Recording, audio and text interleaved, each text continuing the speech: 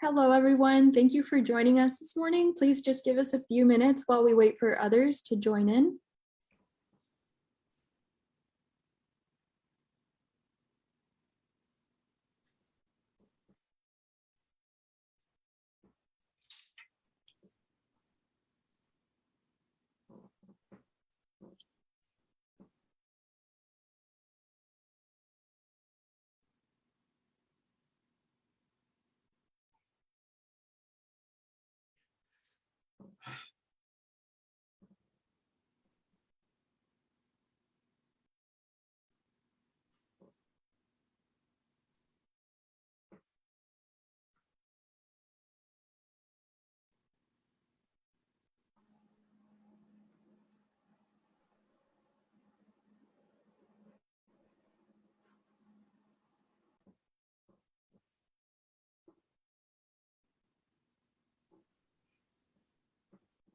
Okay, hello, everyone, and welcome to today's virtual tour of the Timken Museum. We're so excited to have you with us this morning, and a few housekeeping things before we get started.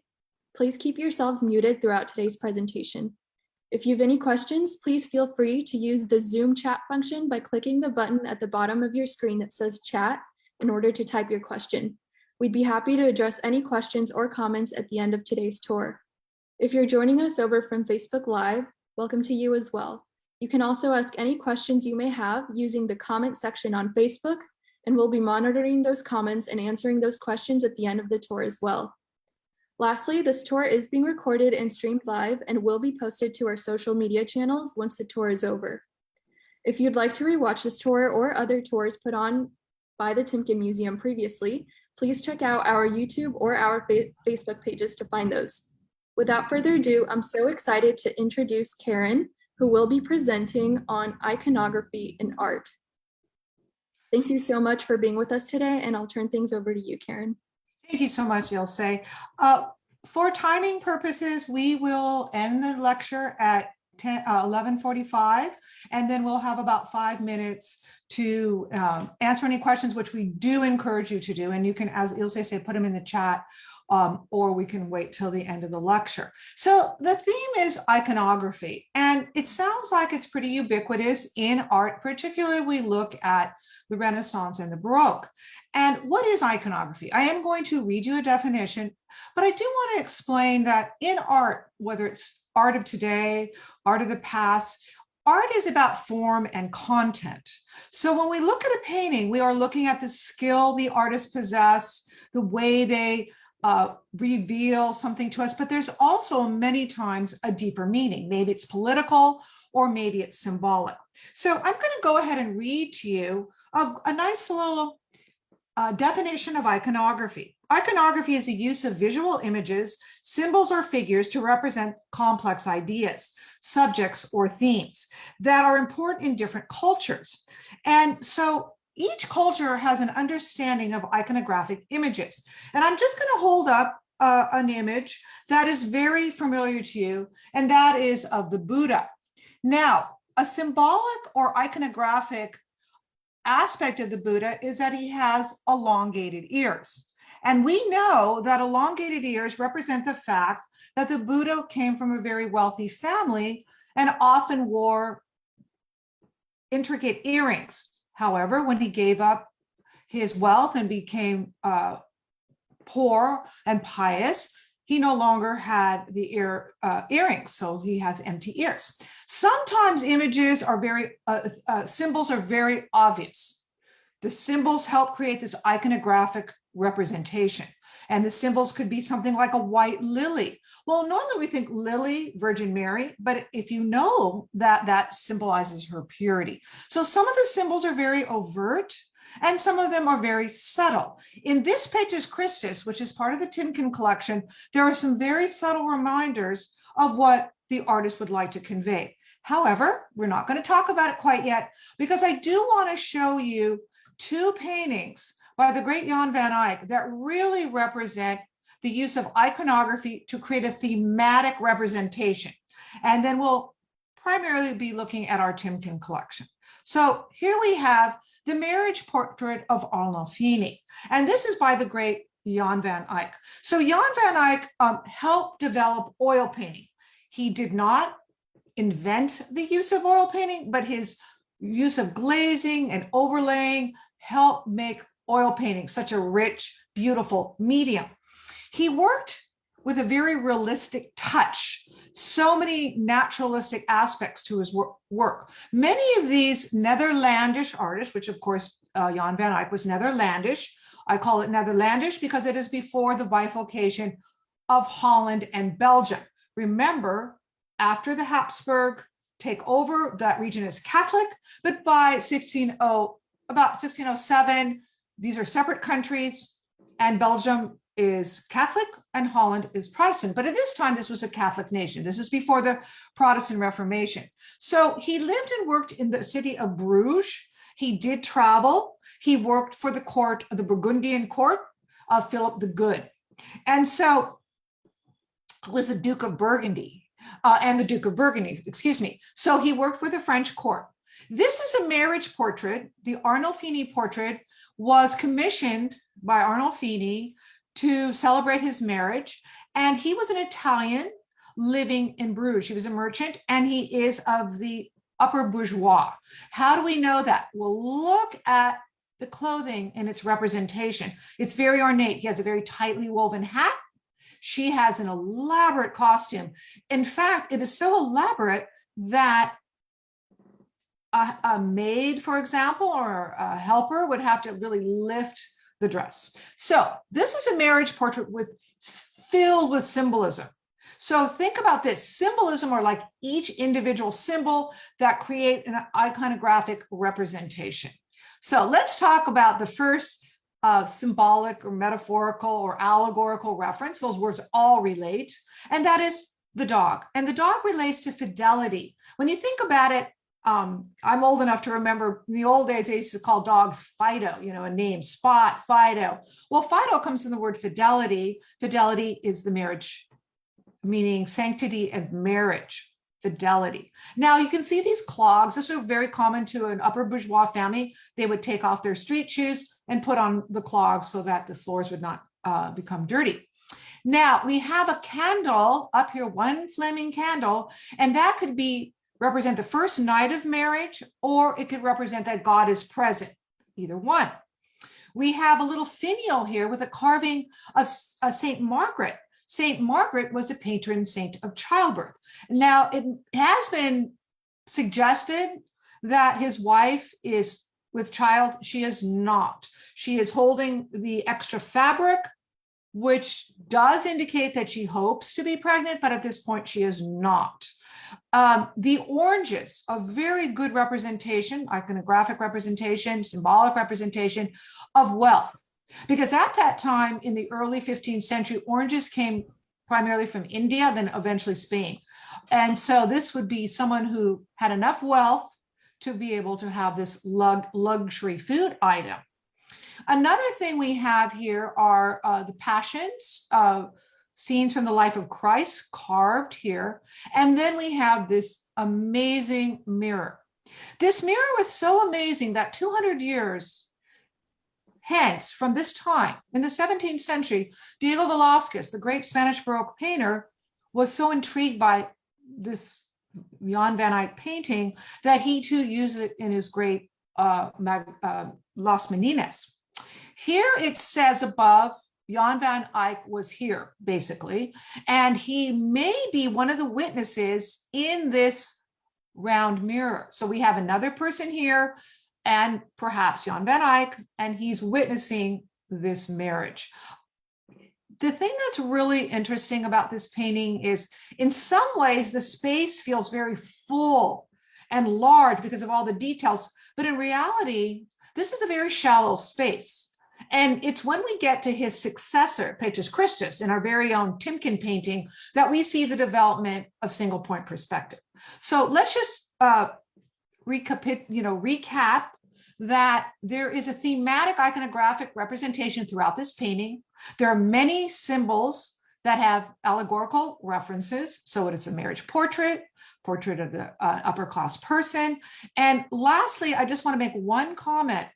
We know that she's not an aristocrat because there's not very little jewelry presence, if any. But another thing that we have seen in art history is the way he holds her hand.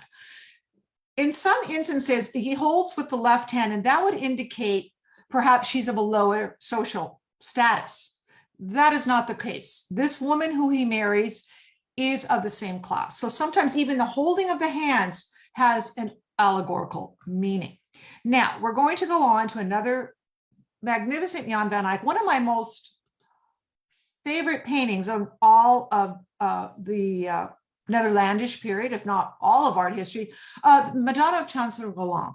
And so Jan van Eyck was commissioned by the Chancellor Roland, who was a very philanthropic individual, and he gave a great deal of money to the church.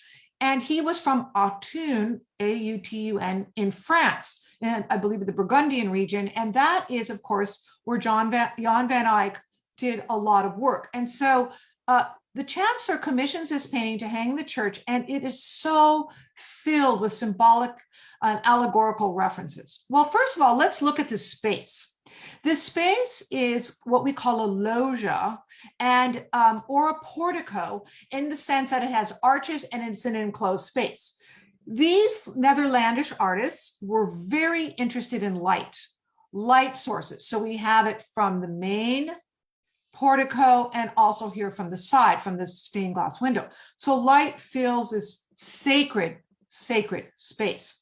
Now we have an angel with multicolored wings, and she places a crown that indicates that the Virgin Mary is queen of the universe, queen of the heavens, as it were. And then we have the little baby Jesus holding a special type of cross and orb, and that means that he has sacrificed for humanity. His death was a sacrifice to humanity. We have a book of hours because the French and Netherlandish painters were known for their incredible handmade books. The books of hours were calendars and important facts. And these are beautifully decorated and hand done, because you see the printing press has not been invented quite, just very right, 1440. So the printing press has not been completely activated here, and the books would still be made by hand. Now, let's look through this magnificent landscape. Chancellor Roland was a very wealthy man. In fact, in one image of this painting that was painted out, you see a little belt. Well, it held a money pouch, and I guess he felt that was a little too in your face. That was painted out. There's a pentimento of it underneath. But he was a very successful man, but very philanthropic. So he doesn't look, actually, if you look at it, he doesn't really look directly at the Virgin Mary. And by looking away, he is commenting metaphorically on the sacred quality of the space that they inhabit together. And then also, if you look, she is looking directly at the baby Jesus. She does not look at the Chancellor either. So she is looking at what is most important. He's set up almost like an altar, the way he's perched on her lap. Then we have some symbolic references to the Virgin Mary. We have lilies. I believe there's some irises, peonies, and roses. Each of those types of flowers represent different aspects of the Virgin. For example, purity and love and things like that. Then we have the peacock, which represents Jesus and eternal life. And of course, there are these little, I beg your pardon, little magpies. And the little magpies represent evil. So what it's saying is this is a pull between evil and good. We also have this magnificent landscape, French landscape, because we are in France. This is commissioned for a French aristocrat. And we have this beautiful river, and we have some buildings, churches right here. And again, it's commenting on the Chancellor he is not of a religious position. He is one of more like a mayor or a governor. And he shows his realm. He wants to celebrate what he is in charge of, so to speak. So this is a magnificent painting with a complex theme, all kinds of iconographic representations, and it does tell a story. So it, again, kind of repeat the symbolism, or sort of each individual object whereas the iconographic representation kind of gives us a narrative. And we know of the importance of this chancellor and this commission that he has done for the church. Now, we're going to go on to our very own Paetus Christus. Paetus Christus was a successor to Jan van Eyck. It is not particularly defined if he actually worked in his studio, but we know he learned greatly from Jan van Eyck, and his position as an artist was sort of in between Jan van Eyck and his successor, the successor of Paetus Christus, Hans Memling, who we talked about last week in German Renaissance. So again, we are in the heart of early Renaissance in the Netherlandish period, and we have this magnificent Death of the Virgin by our very own Paetus Christus. This is in the Timken, and it is a huge center panel. It is actually at one time was a triptych. Both panels on either side were lost during World War II. But this center panel is exquisite. It's so rare to have a Paetus Christus on the West Coast. The only one that is really well known besides our Paetus Christus at the Timken is a small portrait of a young man in the Los Angeles County Museum of Art. So if you do want to see another image of Paetus Christus in California, you can travel to the Los Angeles County Museum of Art. So what are the symbols here? What is the reference here? This is a story of the death of the Virgin that is not in the Bible. This is a part of what is called apocryphal literature, stories passed on. And there are 3 vignettes. And before I explain the 3 vignettes and the symbolic representations here, I just want to make sure you understand that Paetus Christus' contribution to art history was single point perspective, really instrumental in creating single point perspective and how it really helped art history. So that is very important. And you also see these rich Netherlandish colors. Paetus Christus, not only did he study the work of Jan van Eyck, but he also was a miniaturist. He embellished books. He was a manuscript illuminator. He liked to do miniature paintings and illuminate manuscripts. So that's why we see this immense detail in this painting.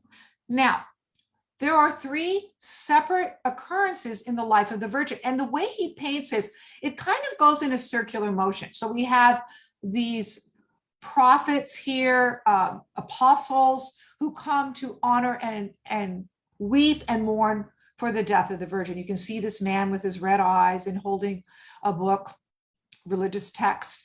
And then we see the Virgin Mary lying on this her deathbed.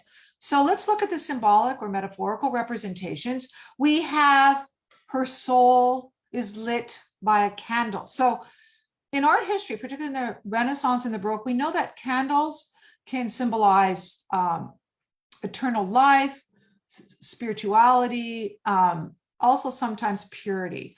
But it does show the spiritual nature of the Virgin.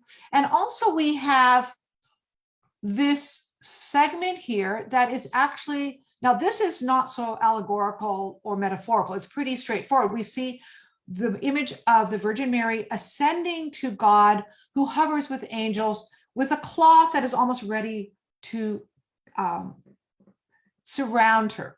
So this is a little more straightforward. So her spirituality represented by the candle, her death is showing her ascent to God up here. And then we go directly to this diagonal, this open window. And what we have here is her girdle or belt. That is a metaphorical reference to the fact that she has ascended to heaven and her earthly possessions are no longer necessary. So doubting Thomas is like, did she really die? And the angel says, yes, of course. We have this symbolic representation. So the sanctity of the space, the religious text, the apostles coming to mourn her, this vibrant red that is learned, a lot of glazing and underpainting, which is learned from the master Jan van Eyck. So we hope you will see how the space is so carefully delineated. We have this emerging of landscape in Netherlandish paintings, which will be even more developed when we look at the work of Peter Bruegel. And I just want to determine if this was indeed the next painting, because my computer sometimes moves on. All right. Again, one of our masterpieces, one of my absolute favorite paintings in the Timken, and this is Peter Bruegel the Elder, The Parable of the Sower. Now, if you look at the date, 1557, this is also oil on wood panel. And as I mentioned in my lecture last week on German Renaissance painting, although in the 16th century, canvases were used, and particularly most often in Venice, Italy, in the North, it was much more accustomed to using panel. So almost all the images we're going to see, with a few exceptions, will be on panel. Now, Peter Bruegel the Elder was considered the greatest Northern Renaissance painter of that time. And we also have Albert Dürer around this time, but he is just a great landscape painter. And this is his first landscape, truly landscape painting, but it has, of course, a very allegorical, symbolic message. The Parable of the Sower from Mark, Matthew, and Luke. And what we have is a very carefully calibrated foreground, middle ground, and background. In the foreground, we have a peasant sowing seeds. Some of them land carefully, and we know that vegetation will grow, crops will grow, but some seem to land on this outcropping of rocks, which means sometimes things fail. We're going to skip back to the background, and on this beautiful shore, we have the parable that what you sow, you shall reap. And Jesus is here proselytizing. And it is a metaphorical reference to what you sow, you shall reap. So if you sow the seeds of conversion, you will have converts. So he's making an allegorical representation. Now, a symbolic reference here is a church steeple. And it shows the importance of the church in these communities. It also shows that, subtle hint that we also have the Protestant Reformation, which has been going on for about 40 years. Martin Luther nails his edict to the church and establishes the Protestant Reformation. Now, Bruegel was Catholic, but he did paint both Catholic and Protestant themes. So he was known to do both that. The other thing I want to show you, I think is quite interesting, is this beautiful mountain range. Well, if you have visited the Low Countries, which Holland and Belgium of today were low countries, below sea level in many instances, there were no Alps. But Bruegel was able to go to Italy, and he also saw the Alps. So he decided this magnificent geographical formation had to be somehow incorporated in his painting. And last week, we had an interesting comment by an individual named Lowell, and I wonder if he's here today, but he made some really great points about, who gave more support to the Renaissance and the development of art, the North or Italy, but both. There was a cross-pollination of both Italian artists to the Netherlandish region and vice versa. So there is a cross-pollination because many of these artists are traveling. So this magnificent parable, the sower, represents a religious theme, but it also has iconographic representations to what is happening during this time. So we're going to move on, and we're going to go to Hans Holbein, the ambassadors. Now, obviously, this is from the National Gallery of Art in London. It is not in our Timken collection, but I did want to throw in a few really important paintings in the study of iconography, because this painting has a myriad of symbolic references. So let's talk a little bit about Hans Holbein. Spent 2 extended periods. He was German, very important portrait painter. He was the younger. His father was an artist. He taught his son. But Hans Holbein the Younger was really known for his portraiture. And he became part of the Tudor court. And he painted for Henry VIII and subsequently his daughter, Elizabeth I. Now, kind of interesting is if you look at the date, 1533, that was the birth of Elizabeth I. But at this point, he's painting mostly the people surrounding Henry VIII. Who are these people? Well, these are French ambassadors who come to the court of Henry VIII, the Tudor court, and they represent a couple things. One is, now their identity has been suggested, but I'm not even going to give their names because there have been several dialogues, discussions about exactly who they were. So we will just limit it to two ambassadors, one being a wealthy French landowner and one a French cleric. Now, what is happening here? This is the emergence of the Protestant Reformation. So we have still in Germany and in England this dialogue between Catholicism and Protestantism. In fact, it's our very Dee Dee, who is our resident docent religious scholar, she reminded me that, look, the crucifixion, this symbolic reference to Catholicism is hidden behind the drape. We also have a lute with a broken string, and that indicates symbolically, metaphorically, allegorically, that there is I beg your pardon, there is a separation. There is a kind of a back and forth going on about not only secular ideas and religious ideas, but also of these two religions.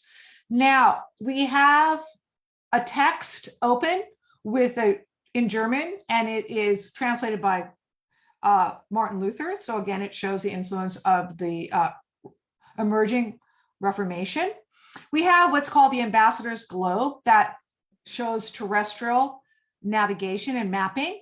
And then we move up to this beautiful tapestry covered tabletop with all kinds of navigational devices. We have a celestial globe and an astrolabe and many things that were used to study the heavens and study navigation. The reason why I bring this up is showing so much of being learned during this time in the world, in England and Spain, this interest in navigation and celestial study. Here we have what would be considered symbolically heaven, particularly with these celestial objects. Here we have a globe suggesting earthly ideas. And lastly, we have this anamorphic image. What is that? Well, it is a skull, a memento mori. A memento mori was used quite a bit during the Renaissance and Baroque, and you can see that greatly in the Dutch and Flemish paintings of the 17th century, a little bit later. It represents death and the fleeting nature of life. Now, the way it's designed, when you see it here, it looks like a saucer.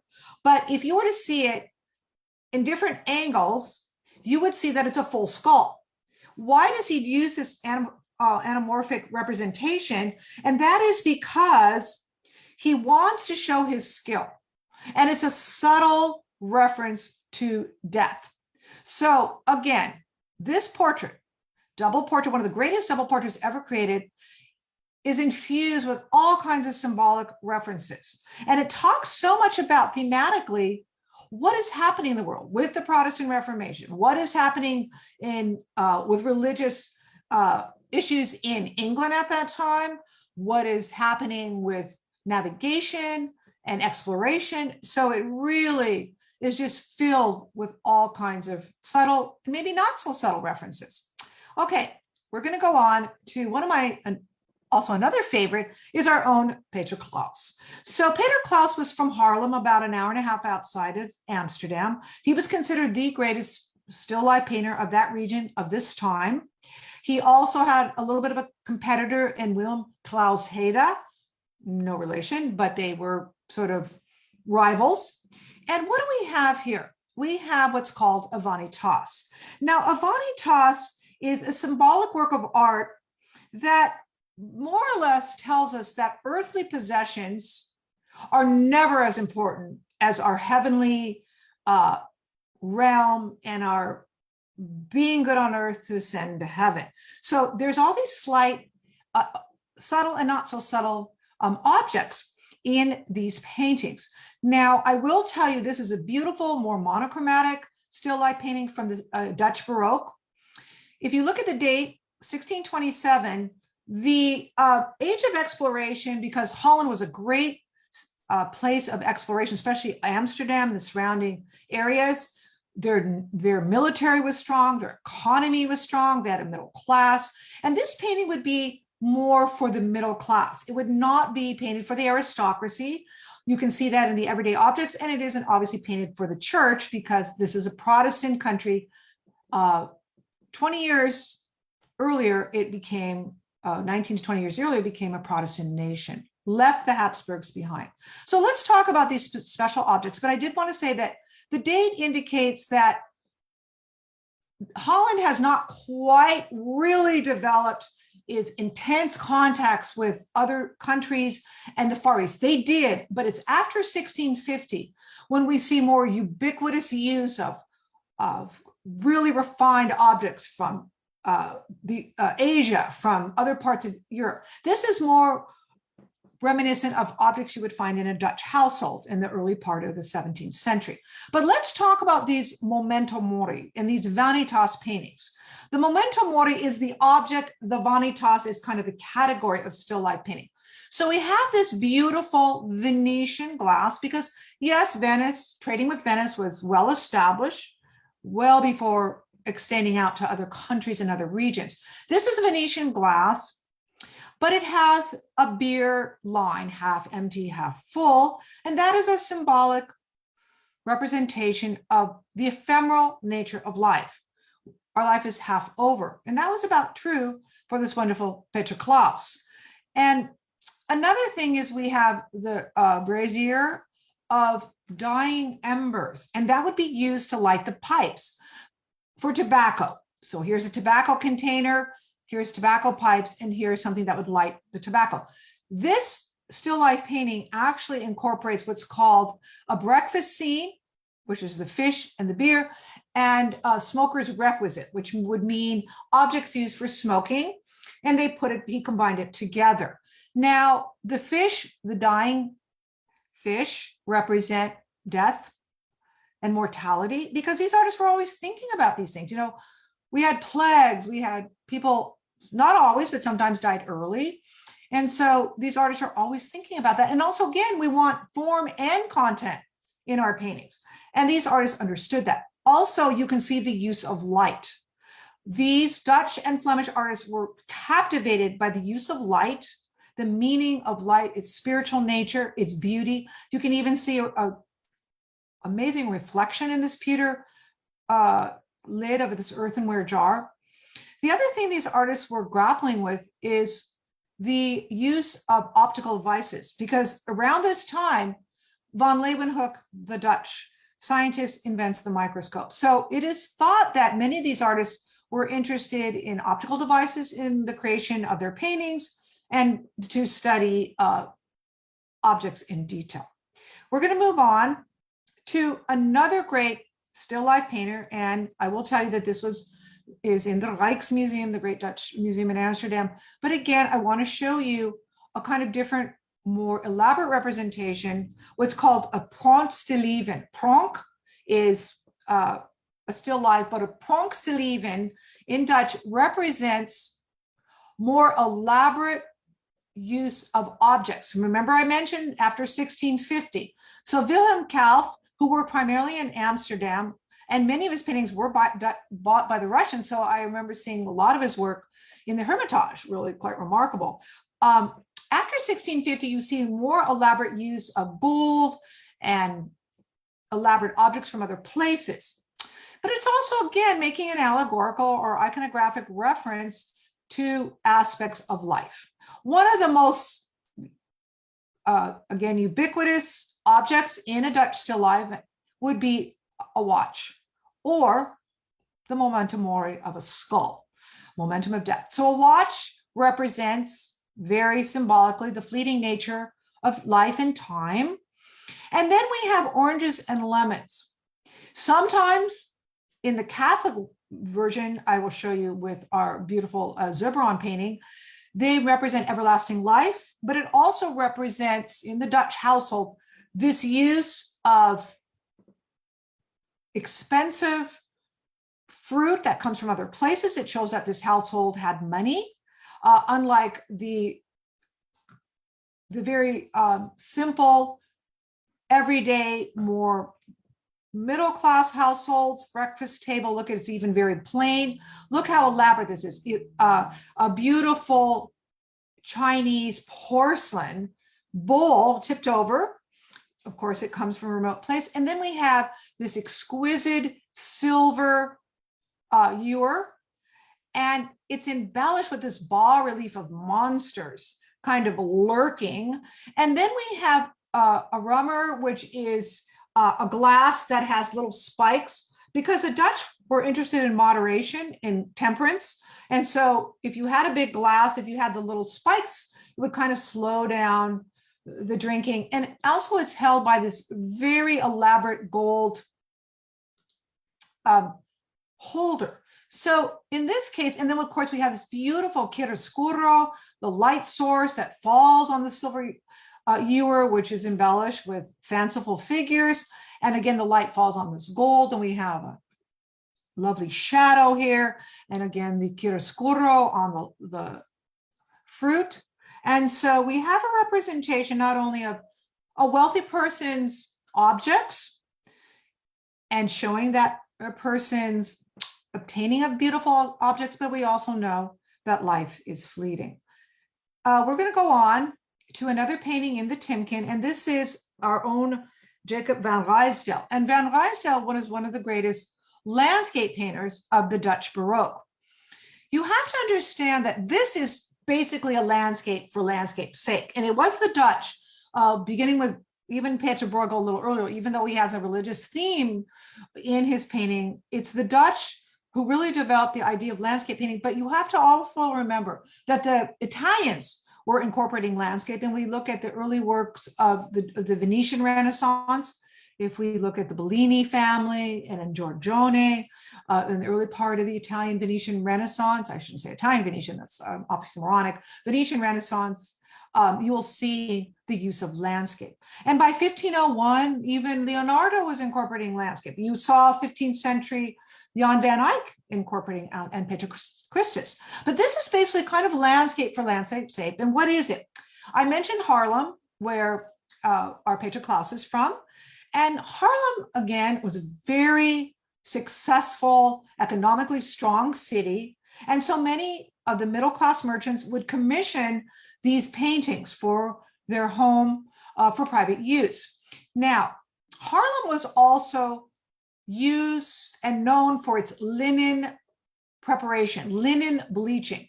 So here we have uncut cloth and vast swatches of linen, and they're cut and processed here in the middle, foreground and middle ground. We also, if you can see, tiny little figures are working. Now you might say, well, this is a straightforward landscape. What is the iconographic representation here? Well, again, very subtle. Look at this amazing sky. Van Ruysdael and many of the Dutch landscape painters of the Baroque were known for these very low horizon lines. And if you fast forward to the 19th century, you can see that many of the American Hudson River painters looked at the Dutch landscape painters and incorporated these low horizon lines into their painting. But what does this indicate? What is a metaphorical reference here? Well, if you look at the sky, these big cumulus clouds, they indicate that the weather might change. It looks a little ominous. It's not super foreboding, but it does look a tiny bit ominous. So what is he symbolically referencing? Again, the fleeting nature of life. And it also represents the fact that the Dutch were very interested in the work of Galileo, which happens about 50 years before this. And they were looking at the study of clouds and science and nature. So subtly it represents those studies, but it also, again, this fleeting change within a moment's notice, something can happen. And lastly, we have two bell towers here. And in the center is St. Bavo's Church. Again, as we saw in the Peter Bruegel, we know that the church was crucial to the people in these small towns. And interestingly enough, St. Bavo's was a Catholic church, but now Holland is Protestant, and now it is a separate entity, as I mentioned. So we would know that by this time it's Protestant, and that on the death of Jacob van Ruysdael, we see that it becomes his burial place. So he was interned in St. Baubles. Now, I'm going to move on to the Italian Spanish paintings, some in our collection and some also very famous. And I see that I'm a little slow on time, so I'll just really go quickly through this. This is our very own Cebaldo and Temptation of St. Anthony. Cebaldo was a Renaissance painter who mostly worked in Venice. He was known for his very religious paintings, and he loved to paint nightscape. So we actually see a little bit of the nightscape here. He was interested in the Flemish painting, and we can actually see a quote here from the works of Hieronymus Bosch, who lived before him. What is the story in this painting? Well, St. Anthony was known to be the father of the monastic order, and he's fleeing hell, damnation, and actually the plague, because the plague is resurfacing itself. So this fiery aspect to the painting is not only hell and damnation, but it also represents the plague. So he is fleeing hell and damnation to go to the spiritual, quiet, beautiful world of the monastic order and religion. You can see, again, the incorporation of landscape, because remember, those Venetian artists were experimenting with landscape. His white scarf drapes purity, and it goes diagonally toward the separated portion of the painting. We have a rocky outcropping that again separates evil from goodness. And lastly, I just want to talk about this little central panel here. It is my supposition that this ship carrying these people would be what we call the ship of fools, because in this time we did not have treatment for mental illness, and many times people were pushed out on ships and they were sent to their own demise. So that is a representation. Again, really quickly, we have this magnificent Venetian. Veronese was from Verona, but he also worked a lot in Venice and painted for the royal families there. This beautiful representation of Madonna and Child with Saint Elizabeth, the infant Saint John the Baptist, and Saint Justina. She was the Justina who was the patron saint of Venice and Padua. And just really quickly, this is in our Timken. This is a beautiful representation of Justina, and there's a symbolic reference to her wealth and her esteem, because we have these beautiful pearls. She looks very carefully at the baby Jesus, who reaches out to her because of great love for her. We have St. John, his cousin, kind of playing with his feet. But here is a symbolic reference. As St. Elizabeth rolls linen because she's preparing, household goods, she looks with sadness at her son, as does Mary. So the symbolic representation is that they know, they prophesy some impending doom, that they will die for mankind. And so therefore these looks symbolically, metaphorically represent this tragedy that will unfold. He was known for very Veronese, very elaborate paintings, frescoes to decorate palaces and churches. And we have, again, this exquisite landscape. Now, I do want to go to one of my extremely important paintings in my study of art history. Probably this is considered by many to be one of the most beautiful still life paintings in existence. This is by the great Francisco de Zurbrand, the very religious painter. It is in the Norton Simon collection in Pasadena. And Peter Sheldall, who writes for the New Yorker, a great art critic and art historian, he writes that to him, this is 3 separate still lifes and most beautiful still life. And I have to concur. So again, because of time, I just want to tell you that Zurbrand was a very religious man in terms of what he painted, but they don't even know really how devout he was. We can assume he was. He painted during the Counter-Reformation, trying to keep people to stay with Catholicism and not switch to the Reformation, the Protestant. But he did paint for many monastic orders and ecclesiastical orders, but we don't know exactly how religious he was. But if you look at this altar, it is so sublime. It is like the cross between, no pun intended, between the terrestrial world and the celestial world. So we have 3 objects. Now here is the iconographic representation of the Virgin Mary, water and rose purity. And here we have the citron and the oranges here, where represent eternal life. So we can look at this and say, oh, beautiful objects. This is created as an altar, but it does reference the spiritual world and its significance. And because I only have a couple more minutes, I do want to go on to, this is our own Francisco Zebron in meditation. This was purchased by the Putnam Foundation on the 50th anniversary, 2015, of the Timken. And it is St. Francis, who was part of a mendicant order, and he gave up all earthly goods to go into a monastic order. He was known to be a patron saint of children and flowers and nature. And he contemplates a memento mori. He contemplates man. And he looks with sorrow on this. So he's studying man and the ephemeral nature of man and man's frailties. We probably have time for this last painting. And this is quince, cabbage, melon, and cucumber. I'm just going to take a minute to talk about this. This is in the San Diego Museum of Art. And it is by Cotan, who, like Zebron, was very connected to religious orders. He was a Carthusian, and then eventually the last 10 or 20 years of his life, he still painted, but he gave up any non-religious themes. So just really quickly, we have a quince, a cabbage, and a melon and a cucumber.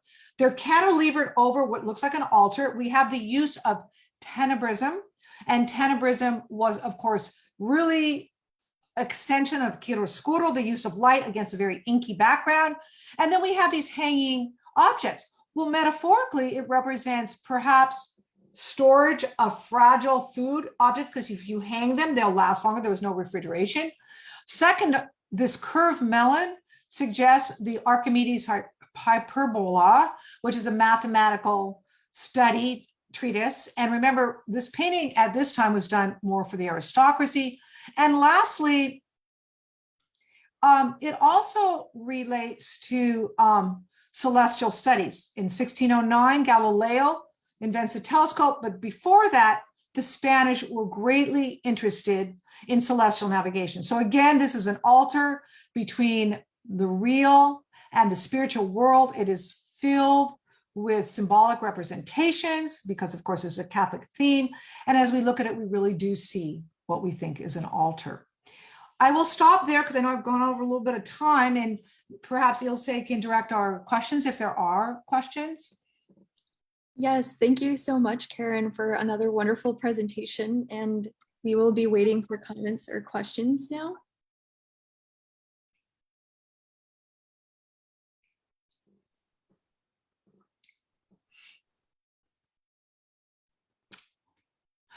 I encourage questions, so please feel free. No question is uninteresting.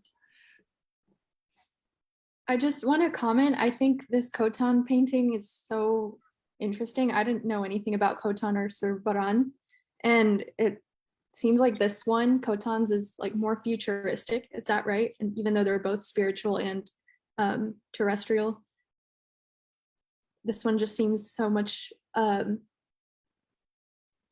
I don't know, it seems like maybe even though they were trying to encourage people not to side with the Reformation, that they were still kind of trying to get Catholicism to move forward toward modernism. That maybe that's a huge claim, but it seems like it.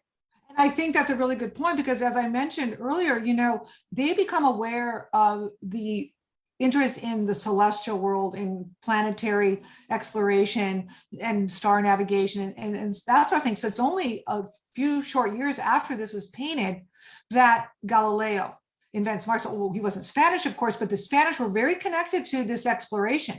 So even though, just like you said, we have everything from, what is I'm trying to say? Some not great things are happening in Spain in terms of religious issues, but we do have some forward-thinking ideas in terms of what you just said, kind of moving into the next into this 17th century. So yeah, I think that's a good point. So it looks like we do have now quite a few comments and questions, and the first one is from Isabella. Wagner, who asks, could you recommend a book that would list and give details about iconography used in Renaissance painting? Oh, what a great question. I personally do not. Now, there is a great book by Svetlana Alpers, and it's called Describing Dutch Art. And that is, if you are interested just in iconography or iconography in the Renaissance, I'm sorry, I don't have a book, but The Art of Describing Dutch Art by Svetlana Alpers, who was a professor of art history at Berkeley, it exactly details Dutch painting, Baroque and Renaissance, and it shows how different symbols represent different things in painting. So that's the only one I can suggest. I'm sorry to say, but I would definitely, I think it's an interesting topic. And I think perhaps if you did a Google search, you might be able to find a book on specifically on the Renaissance. That was the Italian Renaissance, was it that you were, or just Renaissance in general? Just iconography used in Renaissance painting in general, I assume.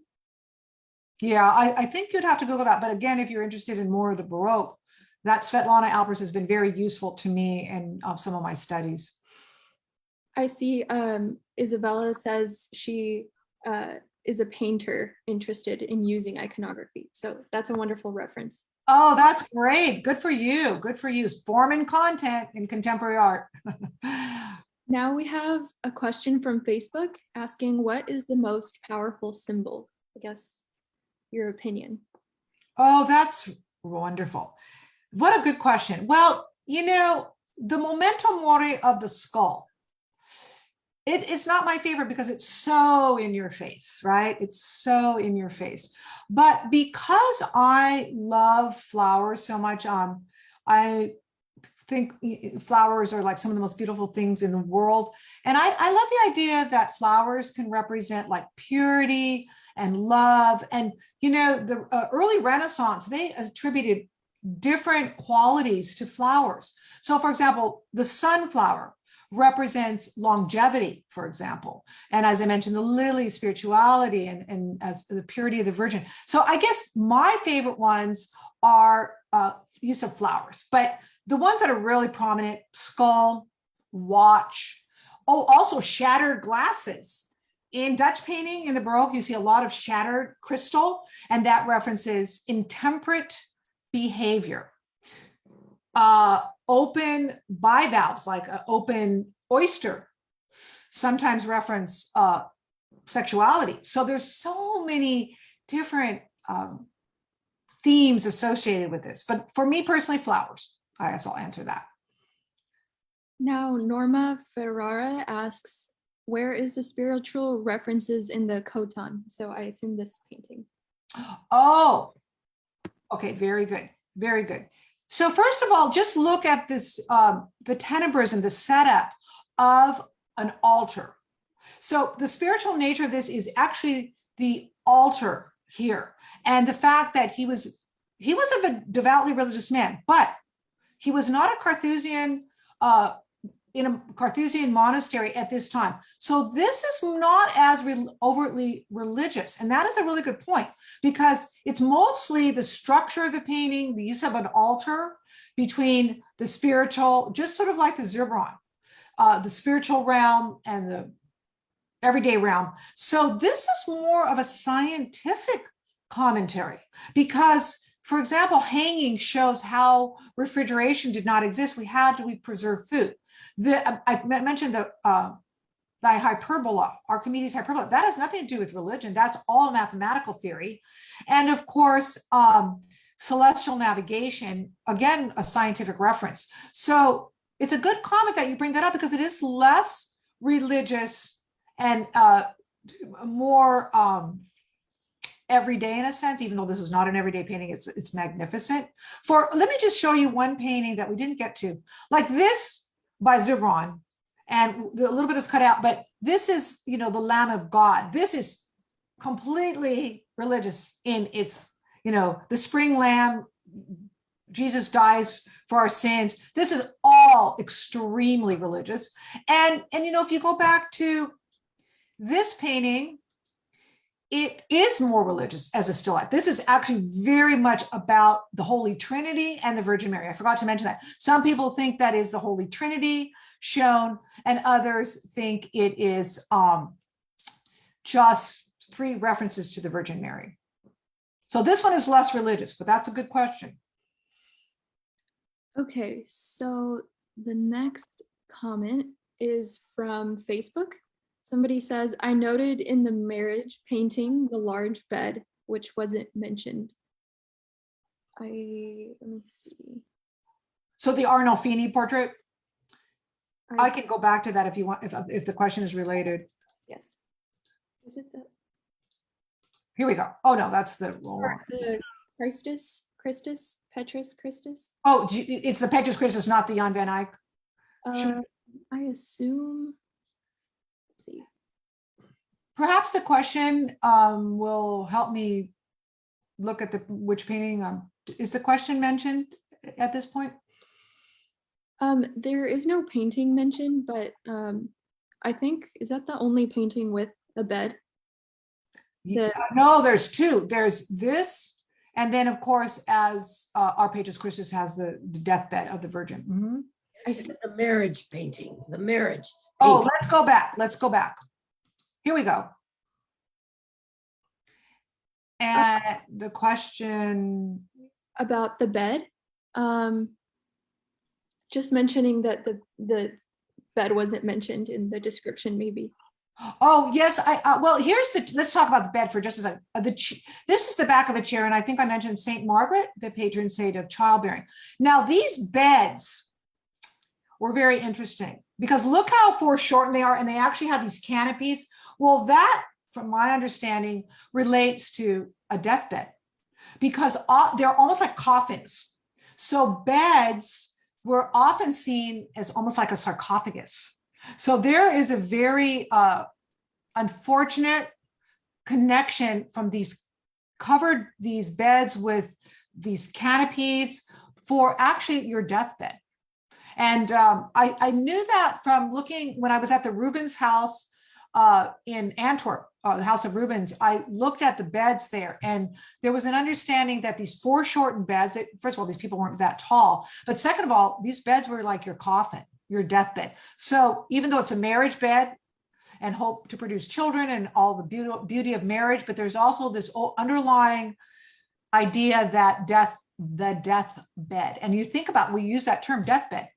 And so that comes from this time period and this use of these canopy beds. That's from my understanding, unless someone has something else they would like to. I would like to add that last week when we did the other lecture series on, Right. we had a bunch of beds in it. I'm sorry, I'm coming up with the name, but basically as you're saying, it's a piece of furniture that they did not have separate bedrooms and things of that kind. Beds lived in the living room. And if you notice those little sacks that look like they're hanging from the top of the canopy, right. that Here. is also in the Petrus Christus painting. And they are curtains. Why? It's freezing. They don't have central heating. And so I can remember even visiting in Monticello and those places, complete strangers joined the bed on cold winter nights because, that was the only place that was warm enough. If you were a servant, you slept in front of the fireplace on the floor. So beds were an indication of wealth.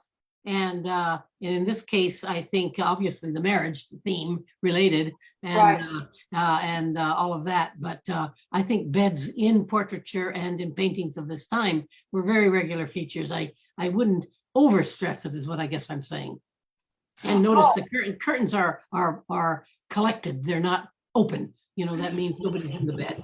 Right. And Dee Dee, you make a really good point too, because this is a living space because, we have witnesses to this marriage.